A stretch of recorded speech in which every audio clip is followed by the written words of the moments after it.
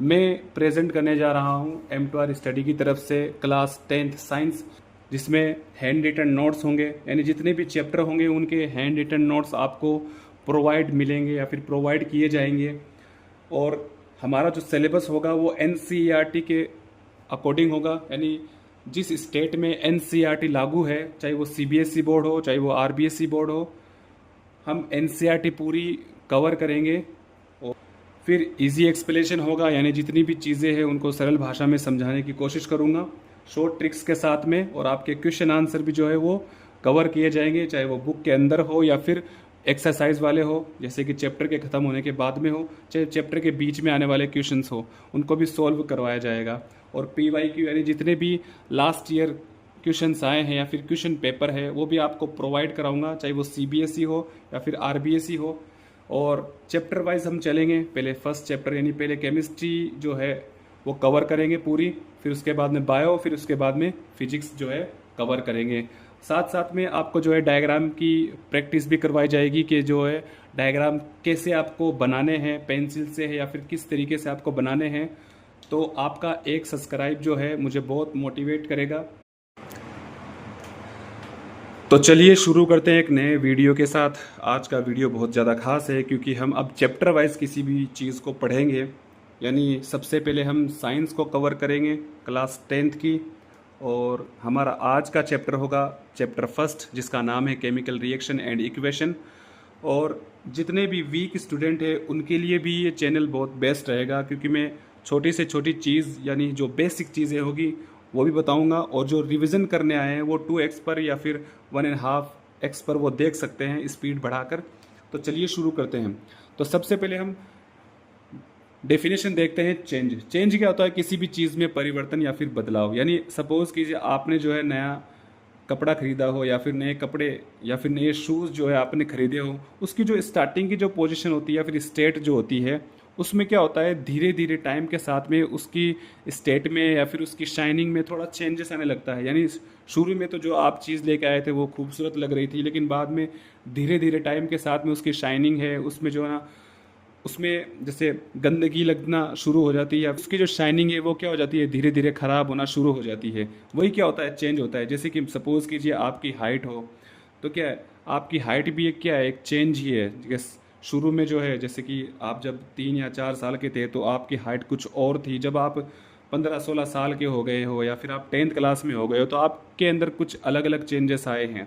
जैसे कि physical changes है, जैसे बियर्ड है, मस्टैच है ना, और हाइट है। ये सारी की सारी क्या है, चेंजेस ही तो है, जिससे आप जो है स्टार्टिंग से लेकर और फाइनल को एनालाइज कर सकते हो कि शुरू में मैं क्या था और अब मैं क्या हूँ। तो यही होता है चेंज। डेफिनेशन देखिए, ए change is a process in A which A final state of A substance differ from its initial और ओरिजिनल।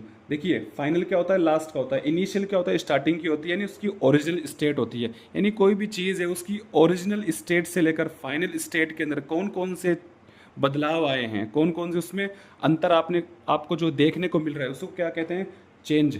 उसी को परिवर्तन कहते हैं। अब क्लासिफिकेशन देखिए, चेंज जो है वो 2 टाइप का होता है। क्लासिफिकेशन ऑफ चेंजेस, पहला होता है फिजिकल चेंजेस, दूसरा होता है केमिकल चेंजेस। अब फिजिकल चेंजेस और केमिकल चेंजेस में क्या होता है, अगर कोई भी चीज़ आप देख के बता सकते हो कि इसकी हाइट क्या है, इसका कलर क्या है, गोरा है या काला है, या फिर जो है इसके बाल कैसे है ना, तो वो सारी की सारी क्या है, फिजिकल चेंजेस है, जिसमें साइज है, शेप है, कलर है। तो आप ये चीज़ देख के बता सकते हो कि ये फिजिकल चेंज है।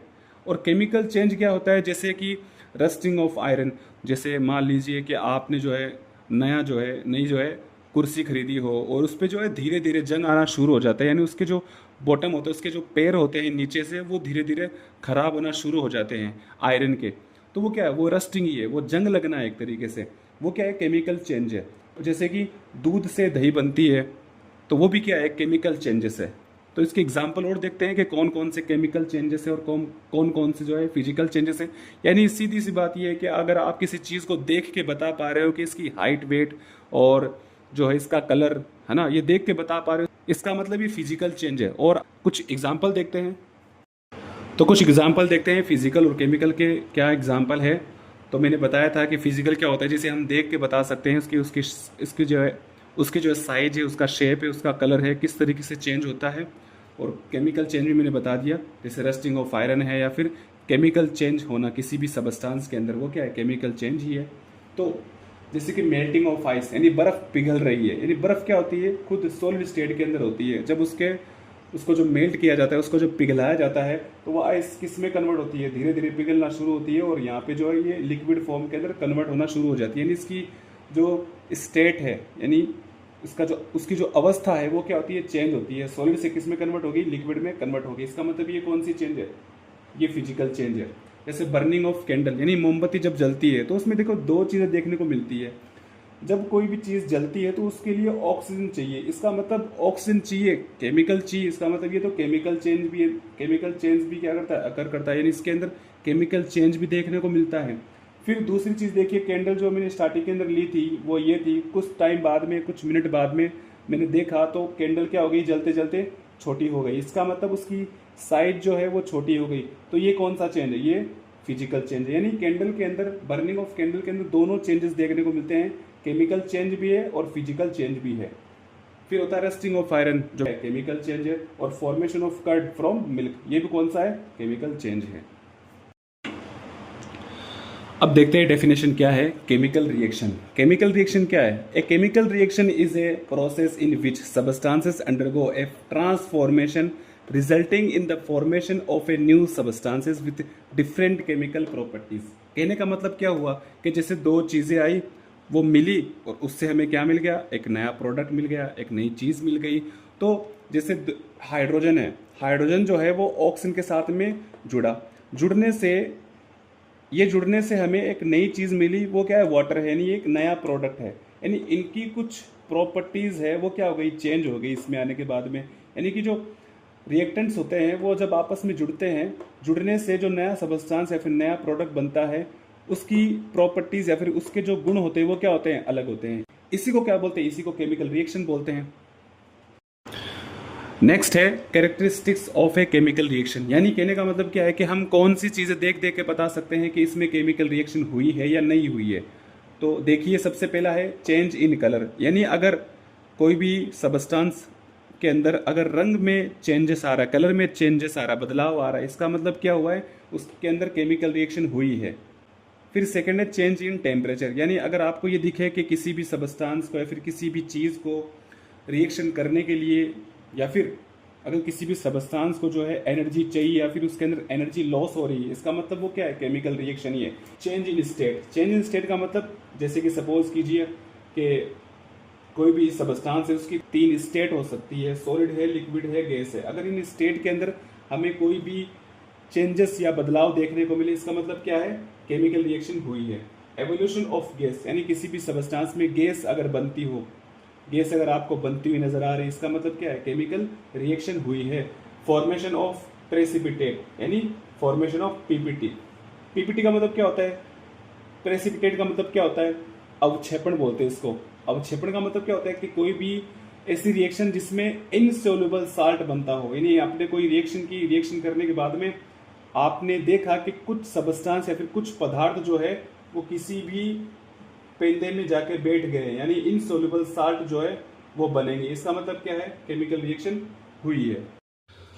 अब आगे चलते हैं केमिकल इक्वेशन के बारे में, यानी केमिकल रिएक्शन क्या है, यानी किसी भी दो रिएक्टेंट्स के आपस में जुड़ने से कोई नया प्रोडक्ट बनता है, नई चीज बनती है जिसकी प्रॉपर्टीज, जिसके गुण क्या होते हैं, अलग होते हैं। यानी हाइड्रोजन और ऑक्सीजन की जो प्रॉपर्टीज होती है, जो गुण होते हैं, वो क्या होते हैं, इस प्रोडक्ट से अलग होते हैं। तो अब देखते हैं केमिकल इक्वेशन। एकदम सिंपल है। केमिकल इक्वेशन क्या है कि जो हमने ये रिएक्शन लिखी है इसको सिंबल के रूप में लिखना, यानी कि आपको पता है कि हाइड्रोजन को किससे लिखते हैं अपन, हाइड्रोजन को H2 से लिखते हैं और ऑक्सीजन को O2 से लिखते हैं। ये बन जाएगा आपका वाटर, यानी H2O, यानी ये बैलेंस नहीं है। तो बैलेंस करने के लिए आप ये कर दो, यहाँ पर 2 हाइड्रोजन और ये, अब ये आपकी इक्वेशन क्या है, ये आपकी इक्वेशन बैलेंस है, यानी दोनों क्या है, रिएक्टेंट और प्रोडक्ट क्या है, दोनों सेम है, बराबर है। तो ये कहने का मतलब ये है कि केमिकल रिएक्शन और केमिकल इक्वेशन में सिर्फ इतना ही फर्क है कि केमिकल रिएक्शन तो ये है आपकी, और केमिकल इक्वेशन क्या है जिसको हम सिंबल के रूप में लिख रहे हैं। डेफिनेशन देखिए, it show a chemical reaction using symbol and formulas to represent the reactants and product, यानी प्रोडक्ट और रिएक्टेंट, यानी ये दोनों जो चीजें हैं वो क्या है, उन दोनों को हम सिंबल के रूप में लिख रहे हैं, इसका मतलब वो क्या है, केमिकल इक्वेशन है। अब आप ये देखो कि रिएक्टेंट्स और प्रोडक्ट्स का मतलब क्या होता है। यानी अगर एरो से पहले लिखे जाने वाली यानी जो चीजें रिएक्ट करेगी, यानी दो दो चीजें आपस में जुड़ रही है तो जुड़ेगी, उससे क्या बनेगा, प्रोडक्ट बनेगा। यानी ये जुड़ने वाली चीजें, इनको तो कहा जाता है रिएक्टेंट। ये क्या है, रिएक्टेंट्स है। इन दोनों रिएक्टेंट्स के मिलने से नई चीज बनेगी जिसको क्या कहा जाता है, प्रोडक्ट कहा जाता है। ये है आपके केमिकल रिएक्शन इक्वेशन की डेफिनेशन।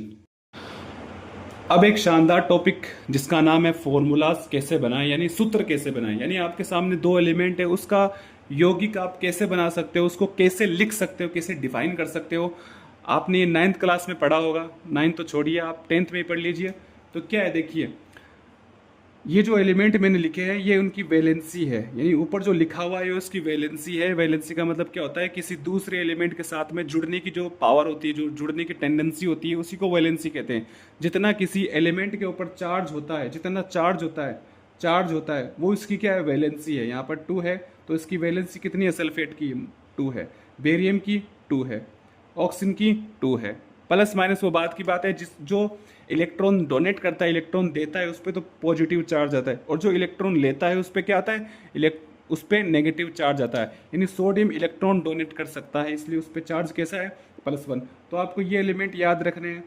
इस एलिमेंट से पता चल जाएगा कि किस पर कितना चार्ज है। तो ट्रिक ये है, ना कहूँ अगर क्यूट हाई, यानी ये जितने भी 5 एलिमेंट लिखे हैं इन सब पे चार्ज आता है +1, यानी ये 1 इलेक्ट्रॉन डोनेट कर सकते हैं। फिर कल बाहर आई हीना, यानी फ्लोरीन, क्लोरीन, ब्रोमीन, आयोडीन और हाइड्रोक्सी आयन, इन सब पे चार्ज कैसा होता है, -1 होता है।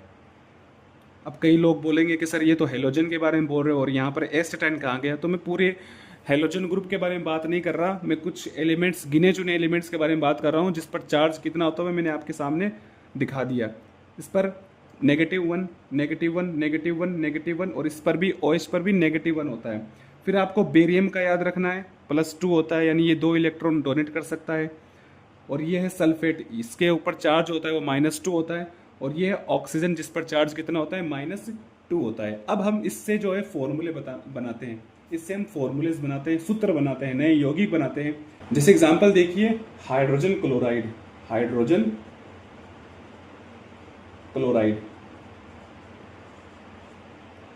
देखिए हाइड्रोजन, इस पर चार्ज कितना होता है, देखिए ये रहा, इस पर चार्ज होता है +1 होता है, यानी ये 1 इलेक्ट्रॉन डोनेट कर सकता है। क्लोराइड यानी क्लोरीन, ये क्लोरीन पर चार्ज कितना होता है, क्लोरीन पर देखिए -1 है, यानी इस पर भी 1 है। अब ये जाएगा इधर और ये जाएगा इसके पैरों में, यानी क्या हुआ, H1Cl1। तो इस 1 को आप लिखो या ना लिखो कोई मतलब नहीं इसका। यानी हमारे पास में हाइड्रोजन क्लोराइड का फॉर्मूला क्या आया, HCl। फिर सेकंड है हमारे पास में हाइड्रोजन सल्फेट। क्या कहा मैंने, हाइड्रोजन सल्फेट। हाइड्रोजन सल्फेट में देखिए हाइड्रोजन पर चार्ज कितना है, हाइड्रोजन पर चार्ज +1 है। और सल्फेट पे ये रहा आपका सल्फेट पर चार्ज कितना है, 2 है। अब ये 2 तो चला जाएगा इसके पैरों में और 1 चला जाएगा इसके पैरों में, यानी H2SO4। ये है हाइड्रोजन सल्फेट का फॉर्मूला। फिर फोर्थ है बेरियम क्लोराइड। क्या है, बेरियम क्लोराइड। बेरियम को हम लिखते हैं Ba से और क्लोराइड को किससे लिखते हैं, Cl से, यानी क्लोरीन है ये। बेरियम, इस पर चार्ज कितना है, +2, यानी इस पर तो चार्ज आएगा 2। और Cl, क्लोरीन पर चार्ज कितना है, 1, ये 1, ये चला जाएगा इसके नीचे और ये चला जाएगा इसके नीचे। Ba 1 है और Cl 2 है। ये है बेरियम क्लोराइड का फॉर्मूला। अब देखते हैं बेरियम सल्फेट का फॉर्मूला। बेरियम सल्फेट का फॉर्मूला क्या होता है, ये होता है बेरियम Ba। सल्फेट का क्या है, SO4। बेरियम पर चार्ज कितना है, 2 है। सल्फेट पर चार्ज कितना है, 2 है। देखिए ये रहा, ठीक है, ये चला जाएगा इसके नीचे और ये चला जाएगा इसके नीचे, यानी Ba2SO4 2, यानी ये 2 से 2 जो है कट जाएगा। इसका मतलब इसका फॉर्मूला क्या हुआ, BaSO4। नेक्स्ट है सोडियम हाइड्रोक्साइड। सोडियम हाइड्रोक्साइड, ये है Na और ये है हाइड्रोक्साइड। Na पे चार्ज आता है +1, OH पर चार्ज आता है -1। ये जाएगा इधर और ये जाएगा इसके नीचे, मतलब ये हो जाएगा आपका फॉर्मूला NaOH। ये एक स्ट्रॉन्ग बेस होता है, यानी सोडियम हाइड्रोक्साइड जो है एक स्ट्रॉन्ग बेस है जिसकी pH वैल्यू 14 होती है। इसी तरीके से आपको फॉर्मूले बनाने हैं। तो अब हम स्टार्ट करते हैं बैलेंसिंग केमिकल रिएक्शन, यानी रासायनिक अभिक्रिया को संतुलित करना। यानी ये विधि जो है, इसमें क्या होता है कि जो रिएक्टेंट साइड है और जो प्रोडक्ट साइड है, उन दोनों के अंदर जितने भी एलिमेंट्स और या फिर तत्व है, उन सबको बैलेंस कैसे करें। यानी इधर Fe यानी आयरन जो है 1 है और इधर 3 है, तो इन दोनों को जो है कैसे बैलेंस करें, वो एक मेथड है जिसका नाम है हिट एंड ट्रायल मेथड। इस विधि से आप जो है इस इक्वेशन को या फिर रिएक्शन को जो है आप बैलेंस करोगे। ये क्यों किया जाता है? Law of conservation of mass के अकॉर्डिंग। यानी law of conservation of mass क्या कहता है? Mass is neither created not destroy. यानी मास को ना तो हम क्रिएट कर सकते हैं, ना ही उसको डिस्ट्रॉय कर सकते हैं। यानी उसको ना तो हम बना सकते हैं और ना ही हम उसको खत्म कर सकते हैं। ये होता है law of conservation of mass. इसमें क्या होता है कि जो रिएक्टेंट साइड है, इसमें जितने भी एलिमेंट्स है, प्रोडक्ट साइड में भी उतने ही एलिमेंट्स होने चाहिए। सपोज अगर यहाँ पर हाइड्रोजन 2 है तो हाइड्रोजन यहाँ पर भी 2 होने चाहिए। Fe अगर यहाँ पर 1 है या फिर 3 है या फिर 5, कितने भी हो, वो रिएक्टेंट या फिर जो प्रोडक्ट साइड है उसके अंदर भी सेम होने चाहिए। तो उसको बैलेंस करते हैं। सबसे पहले बैलेंस करने का तरीका ये है, आपको याद रखना है, सबसे पहले मेटल को जो हम बैलेंस करेंगे, उसके बाद में नॉन मेटल को, उसके बाद में ऑक्सीजन, फिर हाइड्रोजन को। इस तरीके से हम इस सीक्वेंस में बैलेंस करेंगे। तो Fe देखते हैं। Fe जो है, सबसे पहले आपको क्या करना है, सबसे पहले आपको एक बॉक्स बनाना है। उस बॉक्स के अंदर एलिमेंट्स लिखना है। एलिमेंट्स लिखने के बाद में यहाँ पर R लिखना है और यहाँ पर P लिखना है। यानी ये तो है रिएक्टेंट साइड, यानी इस साइड में तो आपको रिएक्टेंट लिखना है कि यहाँ पर जो है रिएक्टेंट कौन कौन से हैं। फिर P क्या है? प्रोडक्ट साइड है। और फिर इस साइड में आपको प्रोडक्ट साइड में जितने भी एलिमेंट्स हैं उनको यहाँ पर लिखना है। सपोज यहाँ पर जितने भी एलिमेंट्स हैं मैंने इनको यहाँ पर लिख लिया, यानी Fe है, Fe मैंने यहाँ पर लिख लिया। हाइड्रोजन है, हाइड्रोजन लिख लिया। ऑक्सीजन है, ऑक्सीजन यहाँ पर मैंने लिख लिया। Fe ऑलरेडी लिखा जा चुका है, ऑक्सीजन भी लिखा जा चुका है और हाइड्रोजन भी लिखा जा चुका है। यानी हमारे पास में 3 टाइप के जो है एलिमेंट्स हैं। फिर इसमें जो है लेफ्ट साइड में कौन कौन से एलिमेंट है वो लिख लेना है। यानी Fe हमारे पास में कितने हैं? यहाँ पर 1 है, तो हमें 1 लिख देना है। हाइड्रोजन हमारे पास कितने हैं? यहाँ पर 2 हाइड्रोजन है। यानी जिसके पैरों में जितने रखे जाते हैं वो उतने ही होते हैं, उतने ही एटम्स होते हैं। हाइड्रोजन के यहाँ 2 एटम्स है तो मैंने 2 यहाँ पर लिख दिया। ऑक्सीजन है, ऑक्सीजन कितने एटम है हमारे पास में? 1 ही है। ये तो है आपकी रिएक्टेंट साइड। अब बात करते हैं प्रोडक्ट साइड के अंदर कौन कौन से एलिमेंट कितने हैं। Fe कितने? यहाँ पर 3 है, 3 लिख दिए। ऑक्सीजन कितने हैं? यहाँ पर 4 है, तो हम 4 यहाँ ऑक्सीजन के सामने लिखेंगे। हाइड्रोजन कितने हैं? हाइड्रोजन यहाँ पे हमारे पास में 2 है। यानी कि आप देख रहे होंगे कि Fe जो है हमारे पास में यहाँ 1 है और यहाँ पर 3 है। हाइड्रोजन 2 है जो बैलेंस है ऑलरेडी। ऑक्सीजन कितने हैं? 1 है, यहाँ पर 4 है। यानी रिएक्टेंट साइड में क्या है? कम है और प्रोडक्ट साइड में क्या है? ज़्यादा है। अब हम इसको बैलेंस करेंगे। सबसे पहले आपको मेटल को बैलेंस करना है। मीन्स कि जो मेटल है, यानी Fe हमारे पास में एक मेटल है, उसको देखना है। यहाँ पर 1 है और यहाँ पर कितने? 3 है। तो हम यहाँ पर कोएफिशिएंट लगाएंगे 3। आपको बाहर लगाना है, यहाँ नहीं लगाना, ये गलत मेथड है। आपको बाहर लगाना है कि जो Fe है हमारे पास में लेफ्ट साइड में 1 था और यहाँ पर 3 थे, तो हम इसको किससे मल्टीप्लाई करें कि यहाँ पर भी 3 हो जाए या फिर ये दोनों बराबर हो जाए। तो मैं कहूँगा कि इसको 3 से मल्टीप्लाई करोगे तो हमारा आंसर आ जाएगा 1 × 3 = 3। अब ये बैलेंस हो गया। देखिए Fe यहाँ पर 3 है, Fe फेरस है, यहाँ पर 3 है। Fe तो बैलेंस हो गया। अब देखिए हाइड्रोजन भी हमारे पास में बैलेंस है। बट एक चीज़ हुई कि ऑक्सीजन जो है हमारे पास में लेफ्ट साइड में 1 था और राइट साइड में कितने हैं? राइट साइड में हमारे पास में 4 ऑक्सीजन है। ये थी हमारी फर्स्ट स्टेप के अंदर हमने क्या किया? सिर्फ Fe को हमने जो है बैलेंस किया है। अब दोबारा इसी इक्वेशन को लिखना है सेकेंड स्टेप के अंदर। इस सेकेंड स्टेप को लिखने के बाद में जितने एलिमेंट्स हमारे पास में है वो लिख लेने हैं। सपोज कीजिए कि ये फर्स्ट जो है स्टेप का हमारे पास में ये स्ट्रक्चर मिला, ये बॉक्स हमें मिला कि 1 को 3 से मल्टीप्लाई किया, हमारे पास में 3 आया। तो मैं इस 3 को जो है यहाँ पे सेकेंड स्टेप में ऐसे कैसे लिख रहा हूँ। अब हमारी सेकेंड स्टेप की बारी। सेकेंड स्टेप में क्या है कि वापस आपको बॉक्स बनाना है। उस बॉक्स के अंदर आपको देखना है कि कौन से एलिमेंट कितने हैं। जैसे वापस मैंने एलिमेंट्स लिखे, यानी ये बॉक्स जो है आपको दोबारा बनाना है। दोबारा बनाने के बाद में दोबारा एलिमेंट्स को लिखना है। दोबारा एलिमेंट्स लिखने के बाद में जितने एलिमेंट्स हमारे पास में है उसको दोबारा लिखना है। यानी जो इक्वेशन नई नई जो इक्वेशन हमारे पास में आई है उसको दोबारा लिखना है। यानी पहले एफ कितने थे, एक था। अब इस सेकंड स्टेप के अंदर अब देखना है एफ कितने हमारे पास में, 3 है। हाइड्रोजन कितने हमारे पास में, 2 है। ऑक्सीजन कितने हमारे पास में, 1 है। हमने लिख लिया लेफ्ट साइड। अब राइट साइड की बारी। राइट साइड में एफ कितने हैं, 3 है, ये 3 है। ऑक्सीजन कितने हमारे पास में, 4 है, ये 4 लिख दिए मैंने। हाइड्रोजन कितने हमारे पास में, ये 2 है, 2 मैंने लिख दिए ऑलरेडी। अब सेकेंड स्टेप में हमें देख रहे हैं कि कौन सी चीज़ जो है इम्बैलेंस है या फिर असंतुलित है। तो देखेंगे तो हमारे पास में ऑक्सीजन जो है उसकी क्वांटिटी कम है, लेफ्ट साइड में 1 ही और राइट साइड में 4 है।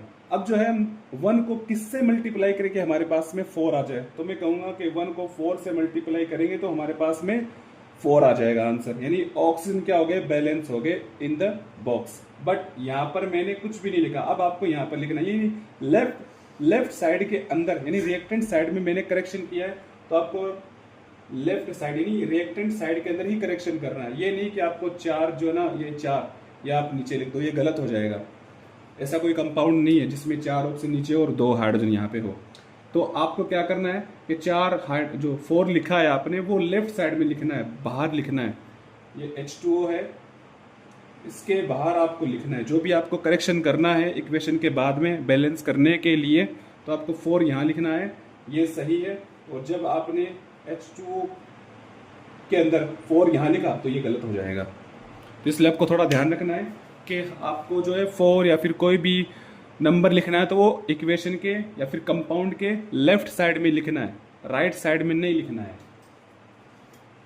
फिर हम देखेंगे, देखो अब देखेंगे ऑक्सीजन जो है वो क्या हो गया, वो हो गया बैलेंस, यानी ऑक्सीजन बैलेंस हो गया। बट अब एक चीज़ हो गई कि हाइड्रोजन जो है वो इम्बैलेंस हो गया। यानी अब हाइड्रोजन कितने हो गए हमारे पास में, हाइड्रोजन हो गए हमारे पास में 8।